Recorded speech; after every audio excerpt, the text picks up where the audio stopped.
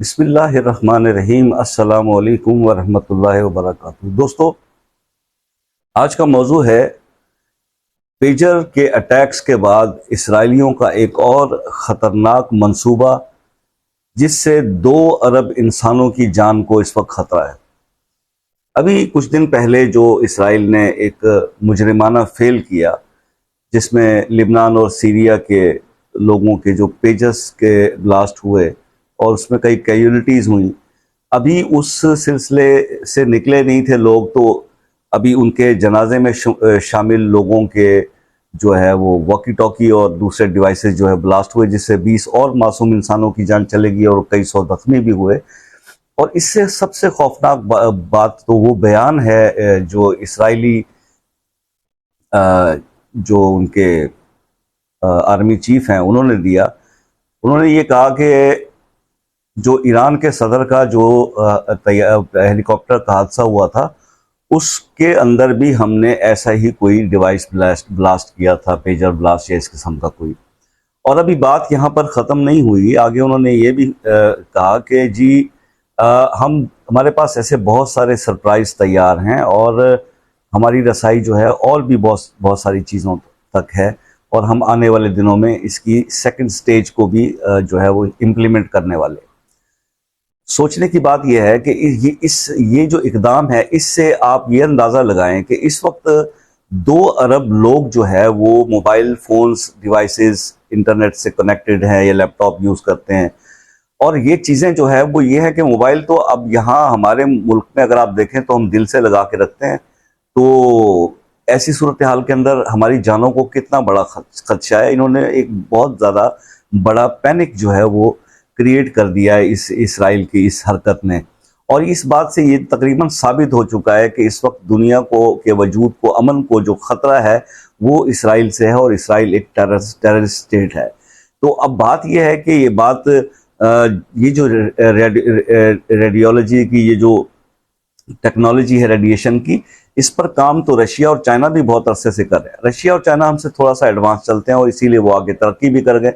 उन्होंने इस वक्त ये ऑर्डर पास कर दिया है कि वो उन्होंने जितनी भी दूसरे ममालिक की जो अशिया थी, इलेक्ट्रॉनिक्स की या डिवाइसेस थे जो वो यूज़ हो रहे थे अपना रशिया और चाइना के अंदर, उन्होंने उस पर पाबंदी जो है उसका इम्प्लीमेंट करना शुरू कर दिया है। और वो अब अपने तैयारशुदा जो डिवाइसेस हैं उस पर वो इन्हिसार करेंगे।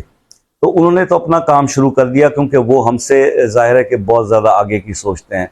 लेकिन यहाँ पर सोचने की बात यह है कि मुस्लिम उम्मा क्या कर रही है, हमारे मुसलमान कंट्रीज़ जो हैं वो इस बारे में क्या सोच रहे हैं। क्या हमें हमारी आंख नहीं खुली? अभी गज़ा वालों ने बहुत ज़्यादा जुल्म सितम सह लिए और सह भी रहे हैं, लेकिन आज भी हम सब दुनिया के लोगों को उनका शुक्रगुजार होना चाहिए कि उनके ही इस जो उन्होंने एहतजाज शुरू किया हुआ है, जिस तरह से वो लड़ रहे हैं, उसके नतीजे में ही ये इलेक्ट्रॉनिक वार डिक्लेयर हुई है, या ये जो साइबर जो क्राइम उन्होंने किया है इसराइल का, ये चेहरा जो है वो दुनिया के सामने आ गया। तो एक बहुत बड़ी अब जिम्मेदारी है। अब मैं ये सवाल पैदा होता है, मैं अक्सर सोचता हूँ बैठकर, क्या अब अक़वाम मुत्तहिदा जो है वो इस एक्टिविटी के बाद इस इसराइल को जो है वो टेररिस्ट स्टेट डिक्लेयर नहीं करेगा? क्या वो इसके खिलाफ कोई करारदाद, कोई ऐसी चीज़ नहीं करेगा कि इसको रोका जाए? ये अब इसमें सबसे ख़तरनाक जो जिस पॉइंट पे मुझे आज बोलने की थोड़ी सी ज़रूरत महसूस हुई, ये था कि अगर खुदा न खास्ता, क्योंकि हमने प्रीवियस हिस्ट्री जो उठा के वर्ल्ड की देख लें तो ऐसा देखने में आया कि कई जो है वो दहशतगर्द ग्रुप और तंजीमें ऐसी हैं जिनके हाथ में कई जो बड़े सुपर पावर्स हैं, उनके हथियार और चीज़ें जो है उनके हाथ लग जाती हैं, और वो फिर कितनी बड़ी तबाही फैलाते हैं। अभी तक तो हमारे कंट्री में आप देख लें तो मुख्तलिफ जो है डिवाइसेस के इस्तेमाल से बम ब्लास्ट हो रहे थे। लेकिन अगर आप सोचिए कि ये टेक्नोलॉजी जो आज चाइना ने इंट्रोड्यूस की अपने इस वॉर के अंदर, अगर वो खुदा न खास्ता किसी टेररिस्ट ग्रुप के हाथ लग जाती है, तो देन उसका जो है जिम्मेदार कौन होगा? वो कितनी बड़ी तबाही फैलने का बायस बन जाएगा। तो क्या इस पर अक़वाम आलम को इस वक्त मुत्तहिद होकर बैठना नहीं चाहिए, सोचना नहीं चाहिए, इसके आगे कोई बैरियर नहीं लगाना चाहिए, या इसको मुँह जोर घोड़े की तरह चलते देना रहना चाहिए? देखिए मुसलमान की जो यहूद के साथ जो मुसलमानों और यहूदियों का जो ये टेंशन है, इतनी सलीबी जंगों से सिलसिला चल रहा है। और ये याद रखिएगा कि ये कभी भी यहूद जो है वो मुसलमान के बारे में अच्छा नहीं सोच सकते, उनका पहला टारगेट ही मुसलमान होता है। लेकिन अफसोस की बात यह है कि यहाँ पर मुसलमान जो है वो बिल्कुल भी मुत्तहिद नहीं है, और एक मुसलमान कंट्री पर अगर जुल्म हो रहा होता है तो बाकी ख्वाब खरगोश में सोए होते हैं। वो ये नहीं समझते कि आज उनकी तो कल फिर तुम्हारी बारी भी हो सकती है। तो क्या ज़रूरत नहीं है वक्त की कि अब मुसलमान कंट्रीज जो है सर जोड़ के बैठें, कम से कम हम और कुछ नहीं कर सकते तो हम भी इस मामले में तो खुद इंसारी पर चले जाएं कि हम भी ऐसे ममालिक के जो डिवाइसेस हैं उनका इस्तेमाल बंद कर दें और अपने ही कोई सॉफ्टवेयर डेवलप करें, और या हम अपने फ्रेंड से या चाइना से या रशिया से दूसरे लोगों से जो है वैसे टेक्नोलॉजी ले लें। क्योंकि इस वक्त जो सारा कंट्रोल है टेक्नोलॉजी का, वो सारा का सारा इस वक्त यहूदियों के पास है, और वो टोटली सपोर्ट करते हैं इसराइल को।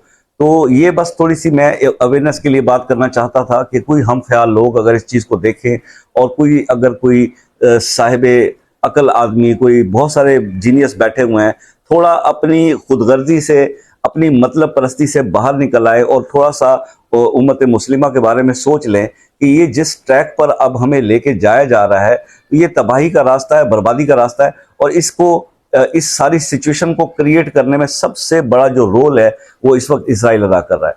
तो इसको लगाम डालने की ज़रूरत है, और उसको रोकने के लिए अक़वाम आलम को, ख़ास तौर पे मुस्लिम उम्मा को मुत्तहिद होना पड़ेगा। अदरवाइज़ ये इसी तरह से सॉफ्ट टारगेट कर करके ये किसी भी मुल्क को इन्होंने नहीं छोड़ना, ये जहन में रखिएगा।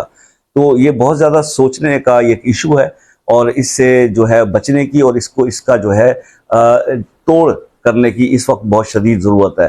अल्लाह ताला हमारे हुक्मरानों को और हमारी तमाम मुस्लिम उम्मा के लीडरान को अक्ल सलीम अता फरमाए, और उनकी तवज्जो इस तरफ दिलाए कि ये जो हो रहा है इसके ख़िलाफ़ वो फौरी जो है वो अपनी एक मीटिंग कॉल करें, और इसका जो है वो एक काउंटर मैकेनिज़्म जो है वो तैयार करें, ताकि इस तबाही और बर्बादी से बचा जा सके।